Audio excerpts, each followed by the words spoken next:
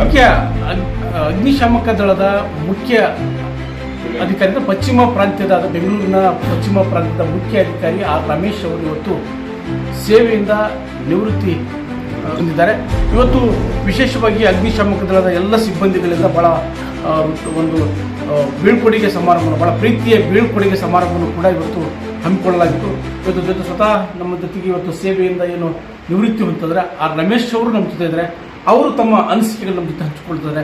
ಇಷ್ಟು ವರ್ಷದ ಅವರ ಅನುಭವ ಹಾಗೆ ಮತ್ತೆ ಬೇರೆ ಬೇರೆ ರೀತಿಯಾಗಿ ಎಲ್ಲ ಅನುಭವಗಳನ್ನು ಕೂಡ ನಮ್ಮ ಜೊತೆ ಹಂಚಿಕೊಳ್ತಾರೆ. ಸರ್ ನಮಸ್ಕಾರ.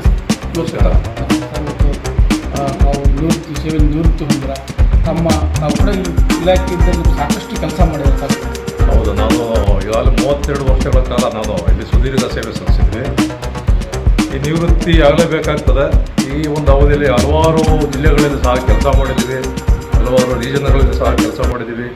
ಹಲವಾರು ಅಗ್ನಿ ಕಾರ್ಯಗಳಲ್ಲಿ, ಬಿಲ್ಡಿಂಗ್ ಬಿದ್ದಂಥ ಸಂದರ್ಭಗಳಲ್ಲಿ, ಲ್ಯಾಂಡ್ ಸ್ಲೈಡಿಂಗ್ಗಳಲ್ಲಿ ಹಲವಾರು ದುರಂತ ಪ್ರದೇಶಗಳಲ್ಲಿ ನಾವು ಕೆಲಸ ಮಾಡಿ ಹಲವಾರು ಜನಗಳನ್ನು ಪ್ರಾಣ ರಕ್ಷಣೆ ಮಾಡಿದ್ದೀವಿ, ಹಾಗೂ ಆಸ್ತಿ ಪಾಸ್ತಿಗಳನ್ನು ರಕ್ಷಣೆ ಮಾಡಿದ್ದೀವಿ. ಇವುಗಳು ನಮ್ಮ ಮುಖ್ಯ ಕೆಲಸವಾಗಿರ್ತದೆ. ಆ ಒಂದು ಪ್ರಾಮುಖ್ಯತೆ ಕೊಟ್ಕೊಂಡು ನಾನು ಡಿಪಾರ್ಟ್ಮೆಂಟಲ್ಲಿ ಕೆಲಸ ಮಾಡ್ಕೊಂಡು ಇದುವರೆಗೂ ನಾನು ಸೇವೆ ಸಲ್ಲಿಸಿ ನಿವೃತ್ತಿ ಆಗ್ತಾಯಿದ್ದೆ. ಬಿಲ್ಡಿಂಗಲ್ಲಿ ಹಲವಾರು 4 ವಾರಗಳ ಕಾಲ ನಾವಲ್ಲಿ ಬಿಲ್ಡಿಂಗಲ್ಲಿ ಸಿಗಾಕೊಂಡಂಥ ಜನಗಳನ್ನು ನಾವು ಪ್ರಾಣ ರಕ್ಷಣೆ ಮಾಡಿ ಅದನ್ನು ಸೇವೆ ಮಾಡಿದ್ದೀವಿ. ಹಾಗೂ ಇಲ್ಲಿ ಏರ್ಪೋರ್ಟಲ್ಲಿ ನಡೆದಂಥ ದುರಂತ 2019ರಲ್ಲಿ ನಡೀತು. ಆ ಒಂದು ದುರಂತರಲ್ಲಿ ನಾವು ಭಾಳ ಕಷ್ಟಪಟ್ಟು ಅಲ್ಲಿದ್ದಂಥ ಒಂದು ಆಸ್ತಿ ಪಾಸ್ತಿಗಳನ್ನು ರಕ್ಷಣೆ ಮಾಡಿದ್ದೀವಿ, ಜನಗಳ ರಕ್ಷಣೆ ಮಾಡಿದ್ದೀವಿ. ಹಾಗೂ ಮಡಿಕೇರಿಯಲ್ಲಿ ನಡೆದಂಥ ಲ್ಯಾಂಡ್ ಸ್ಲೈಡಿಂಗ್ ಸುಮಾರು 10-15 ದಿವಸಗಳ ಕಾಲ ಅಲ್ಲಿ ಲ್ಯಾಂಡ್ ಸ್ಲೈಡಿಂಗ್ ನಡೀತಿತ್ತು. ನಾವು ನಿಂತಂಥ ಜಾಗಗಳೆಲ್ಲ ಸಹ ಕುಸಿತು ನಾವು ಯಾವ ಟೈಮಲ್ಲಿ ನಾವೇನಾಗ್ತಿತ್ತು ಅಂತ ನಮಗೆ ಗೊತ್ತಾಗ್ತಿದ್ದಿಲ್ಲ. ಅಂಥ ಒಂದು ತುರ್ತು ಸಂದರ್ಭಗಳಲ್ಲಿ ಸಹ ನಾವು ಕೆಲಸಗಳನ್ನು ಮಾಡಿದ್ದೀವಿ.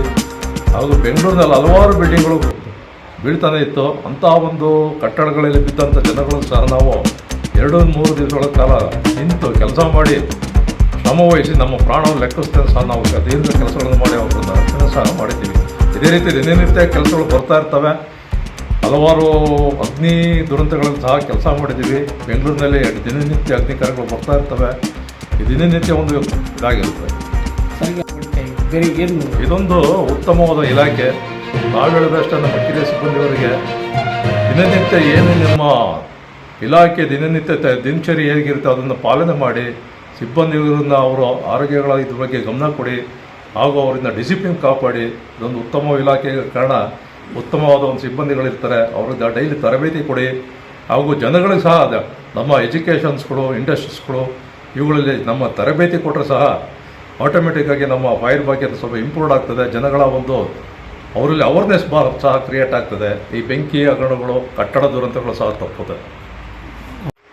ಅಗ್ನಿಶಾಮಕ ದಳದ ಮುಖ್ಯ ಅಧಿಕಾರಿಯಾಗಿ ನಿವೃತ್ತಿ ಹೊಂದಿರತಕ್ಕಂಥ ಆರ್ ರಮೇಶ್ ಅವರು ತಮ್ಮ ಸೇವಾ ಅವಧಿಯಲ್ಲಿ ಅಂದರೆ ಪ್ರಮುಖವಾಗಿ ಅವರು ಧಾರವಾಡದ ಪ್ರಕರಣ ಆಗಿರ್ಬೋದು, ಹಾಗೆಯೇ 2019 ಬೆಂಗಳೂರು ವಿಮಾನ ಸಂಭವಿಸಿರ್ತಕ್ಕಂಥ ವಿಮಾನ ನಿಲ್ದಾಣ ದುರಂತ ಇವೆಲ್ಲವನ್ನೂ ಕೂಡ ಸಮರ್ಥವಾಗಿ ನಿಭಾಯಿಸಿರ್ತಕ್ಕಂಥ ಒಬ್ಬ ದಕ್ಷ ಅಧಿಕಾರಿ ಅಂತಲೇ ಹೇಳ್ಬೋದಾಗಿದೆ. ಯುವಕರಿಗೂ ಕೂಡ ಒಂದು ಮಾದರಿ ಅಧಿಕಾರಿ ಅಂತಲೇ ಹೇಳ್ಬೋದಾಗಿದೆ. ಕ್ಯಾಮ್ರಾಮನ್ ತನು ಜೊತೆ ವಿರೂಪಾಕ್ಷ.